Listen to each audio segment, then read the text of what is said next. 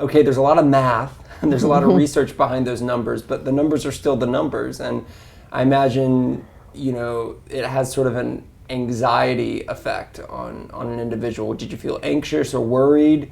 And what did you end up doing? Did it change anything for you? And did you take an action? Well, I was very anxious, and I called my doctor. He was away. I called another doctor, and he was away.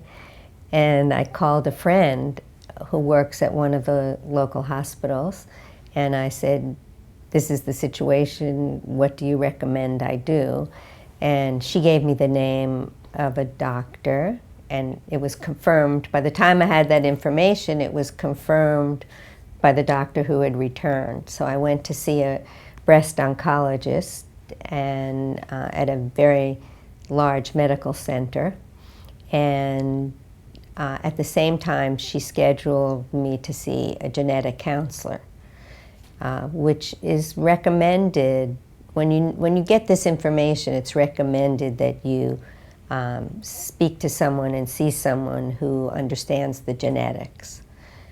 So I did see this person, and the physician and the genetic counselor on the same day, and she gave me a very thorough exam and a very thorough explanation. There was no rush, and I was advised to consider strongly having my ovaries removed and to have twice a year breast exam and one time a year a breast MRI and a breast mammogram.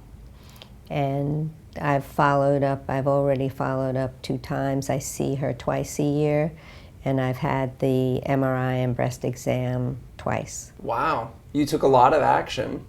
I did. And this was all based on the advice and the I should say the medical advice of a genetic counselor and your clinician. Right. And the genetic counselor took a history of everyone in the family, mothers, fathers, grandfathers, and it was interesting to find out my maternal grandmother died when my mother was 5, so we're talking about the 1920s. Mm-hmm. And I was always told my grandmother died of stomach cancer, and the genetic counselor brought up the possibility that she had had ovarian cancer. Of course, we wouldn't know, and this was the 1920s, and that was what we heard, that she died of stomach cancer, but it could have been ovarian cancer. In this process, was it just a personal decision for you, or did you include family members in discussing it and trying to figure out what to do as well? Well, I'll be married 50 years in Congratulations. 2014. I'm very close with my husband, and he and I discussed this, and it just seemed like it was the right thing to do. Of course, I read a lot, and I had family members who had breast cancer and ovarian cancer, and none of them were BRCA2, or any BRCA for that matter. So it wasn't as if I knew anybody that was in this situation.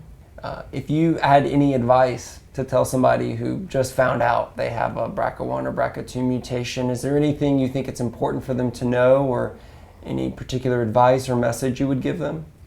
Well, if someone does inquire and finds out, I certainly think they should get genetic counseling and see a physician who is a specialist in breast oncology, who is aware of the latest and greatest research. We're fortunate to live in an area where there are wonderful hospitals and research centers. And so I strongly advise people to take action and do what's best for them. I know age is a factor. If you find out you're in your 20s or 30s and you haven't started a family or had children yet, what's recommended might be entirely different than what was recommended for me. Great. Carole, thank you so much for being here. Thank you for exploring this topic.